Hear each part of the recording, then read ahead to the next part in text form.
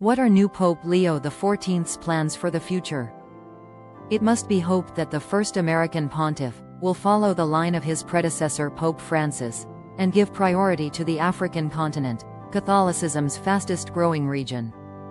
During 5 trips to Africa, Pope Francis visited 10 countries.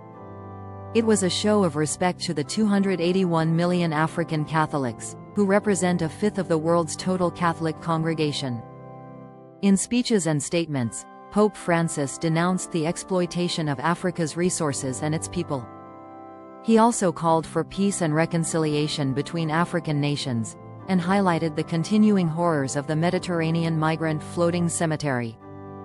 Africa's general lack of interest in same-sex marriage and LGBTQ+ rights may give more room to the new pope to open up international discussions on the sins of human trafficking, climate change, political instability and poverty. Pope Leo XIV may have no choice but to focus on the shortage of African priests, and address the challenges of Pentecostal evangelism and Islam in Africa.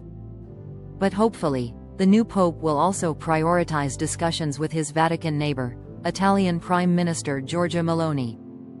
Italy is one of 9 EU nations who have signed an open letter, calling for the reinterpretation of the European Convention on Human Rights. In the view of the letter's signatories, the judge's interpretation of the convention is making it harder to expel migrants who commit crimes. Giorgia Meloni hopes the letter will, in her words, open a political debate on some European conventions, and on the capacity of those conventions to deal with the great issues of our time. Starting with the issue of migration.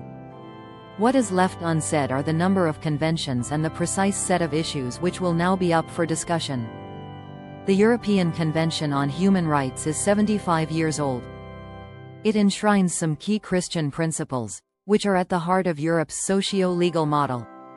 The fundamental rights of some 700 million Europeans are protected by the comprehensive articles contained in the treaty. The Italian Prime Minister's statement has now increased fears that immigration will be the hammer used to hollow out Europe's defining system of human rights protection.